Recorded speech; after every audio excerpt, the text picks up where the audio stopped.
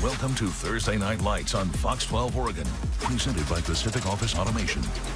Well, even babies like the show. Another night to roll the windows down on the way to the big games. Week 8, pure bliss in the Pacific Northwest.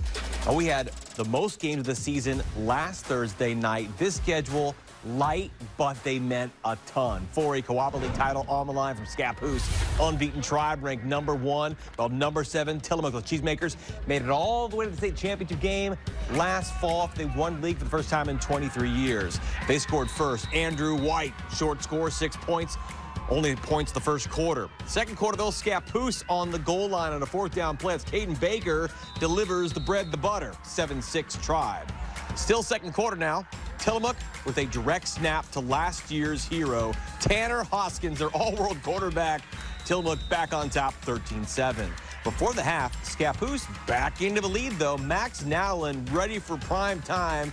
Quentin Olson, there too, 14-13 on the 9-yard connection. Take a breather, not even halftime yet. Andrew White again. Shot the short stuff. Here's the longer stuff, about 60 yards up the sideline to push the Mooks in front, 19-14 at halftime. Third quarter, Tillamook back on the ball. They'd grow that lead. Hoskins, Elijio Maciel, and check this one. Check the license plate numbers, too, along Highway 30. A 69-yarder, 25-14. The Cheesemakers saying, hey, man, don't call it an upset. Baker and the Indians, though, right there all night long. Baker going to get in from the 1, pull Scappoose within 4 at 25-21. Okay, game time, 4th quarter. Makers making more. Seth Winger going to take the carry, and look at Seth go. Over the moat, 22-yard score, 32-21 for the kids from the coast. Don't fire out the bus yet. The Poos never fades away into the night. On 4th down here, Baker going to call his own number. He knows that's what works. 32-29 on a 15-yard touchdown. What a game. Defense not really needed. Carson Reiger here, though, wants another shot at the state title. Hoskins on the pass.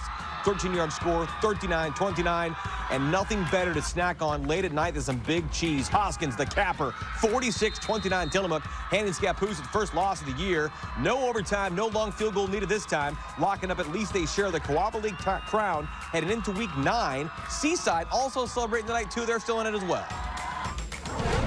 All season, they were the team to beat. And all season, we've been trying to get better. And we've always heard Scappoose, oh, they're the best. So finally, we got to come here, play good football against them, against a really good team. It feels really good. Hey, the bus ride going to feel real good, too. While Scappoose will close next Friday in Astoria, Tillamook travels back inland to Milwaukee. And the first step to every season is win league, make the playoffs. Both Jesuit and Mountainside have the opportunity to essentially lock both up tonight in Beaverton. Ken Potter's 9th-rate Crusaders, 3-0 in the Metro League, same as his former pupil and star, Keenan Lowe. His first season as head coach at Mountainside, the Mavericks were 5-2. Let's go second quarter, game tied at 7. Trey Cleland at the controls. Cam's kid locates Jace Burton, Nigel's son. Happy dads, happy boys, 14-7 Crusaders. Jesuits defense making plays, and they needed to before the half. Mavs march before that pig pops loose, and Jesuit recovers the fumble. Same possession. Cleland, Burton making magic happen to the 16-yard line. They turn those into 3 points. A 35-yard field goal by Caden Butcher. 17-7 JHS at the break. Okay, third quarter, Mavs 4th down in the red zone, but that's as far as they get. All that Jesuit beef plugs them up in the cattle ranch. Ensuing possession, Cleveland makes sure to lasso this one to Elias Johnson in stride. Soon in the end zone. 74 yards, 24-7, 31-14 the final. So after an 0-4 non-conference start against Central Catholic, Westland 12th and Skyview, Jesuit battle-tested and a Metro League champion for a 10th straight year. I thought our kids played really well. I'm proud of Keenan. I'm proud of the job he's doing at Mountainside, but great win for us. We really got better each time we played those good teams, and once we hit Metro, man, we were rolling. So we're having a great time, and we're going to beat Beaverton. That's my boy. Yeah, let's go. Yeah, boy. My boy Trainer, let's go. Let's go. 4 touchdowns, man. That was a great win. I just want to say hi to my mom. Hi, Mom. Look, anytime kid says, I want to talk to Mom, we put her on the show.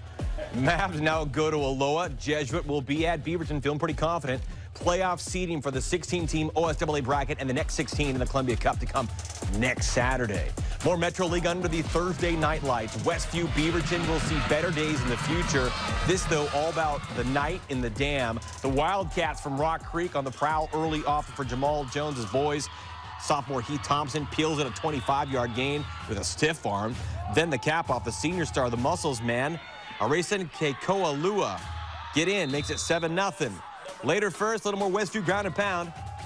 Kekoa-Lua, chunk yardage. 35-yard gain to the 7. Mark, bless you. I don't know if they heard that or not. Mark sneezed.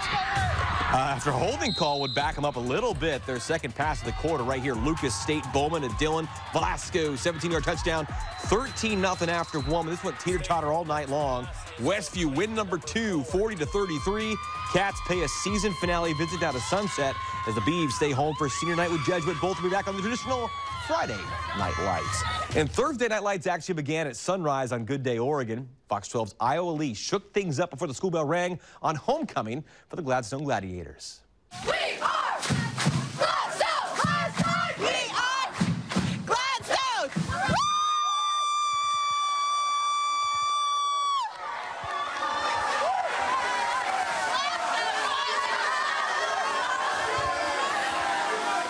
I mean, I tell you, there's no place I'd rather be than here at Gladstone with these students this morning. Let's hear it!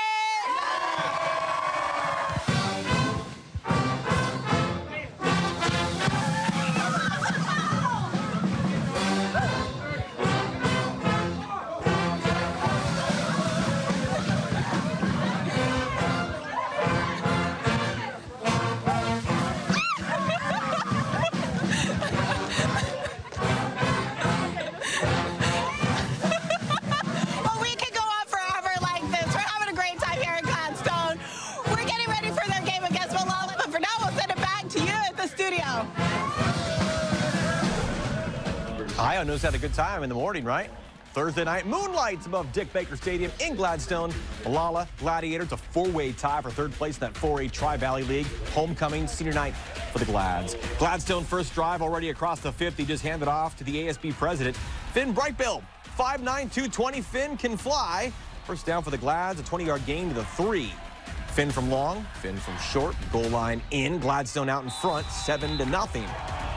Let's go second quarter, same score. Gladstone airing it out here on third down, but it would be Malala's Mason Mead with the greed here, the INT to really kind of turn the field there late in that first half to keep Malala right there with them. Later second, Tribe on a 2-minute drive. Mason King, a senior quarterback who knows how to follow the crowd of blockers. Mason methodically moves down the field, going to come right into your screen to a big-time chunk play. Nice blocks. Final ticks for the half, you get the payoff. You put it up, and Seth Furby going to go get it. Jump ball, touchdown, 19 yards, no point after, so Gladstone still up 7-6 at half. 14-12 the final. Gladstone will be at first place LaSalle Prep Friday from Milwaukee. Malala remains under the Thursday night lights for senior night next week home with Parkrose. And while we featured 4 big games tonight, we have another 10 on the agenda. Here's what's on the menu for week 8 of Fox 12's Friday night lights. Jockeying for playoff positioning, seeding, and league titles need to be leveled off while conference crowns can be obtained. Week 8 just continues with a whole mess of good stuff on Friday Night Lights. Fox 12's Craig Burnback will be live at Keegan's Bowl in Vancouver. 2 of the best from the state meet in Week 2 of Greater St. Helens League play in 4A. Unbeaten battleground at senior night for the Skyview Storm. Camas blew everything over a week ago. It's rivalry night for the Papermakers with their neighbors from Union High. And who's the best in the City of Roses? Fox 12's Paulina Aguilar will be live in St. John's as Roosevelt and Wells remain unbeaten in the PIL. FNL all over that TRL. Number 1 Westland hosts 6-1 Lakeridge. Oregon City ready to roll on the home rug with Tualatin, while Tigard visits Lake Oswego. And if Central Catholic is number 1 in the Mount Hood, what's good to the Hood for second place? Find out with Sandy at Nelson in Happy Valley. And it doesn't get any better than Silverton and West Albany in 5A. The Mid-Willamette lead is on the line in the Dog Pound. Who you got, north or west? Battle for Salem is on the show. I'll stop in Hillsboro, and we'll hear from our Band of the Week, Cheer of the Night, and our high school spotlight goes behind the badge in Kaiser. We'll roll the tape starting at 10:30 for Week 8 of Fox 12's Friday Night Lights.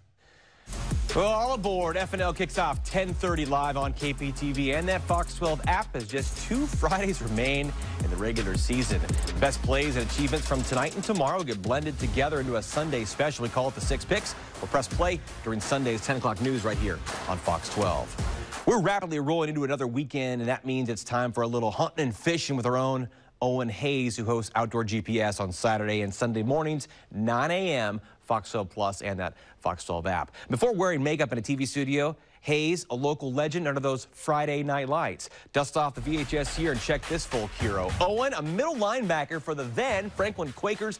This is the fall of 1989. Film from Franklin against the defending state champs from Benson, both undefeated on that night. Number 66 on your screen, that's Hayes, who teammates say was an animal on the field. Their team captain pumped up, always ready to bark to be the best. Owen was for them. Hayes went down as a 4-time varsity letter winner and the defensive player of the year in the City of Roses. That's like the best in the state at the time. And just this past weekend, the star of Fox 12's Outdoor GPS was enshrined into the Portland Interscholastic League Hall of Fame. Owen's wife and daughter now know how cool Dad is.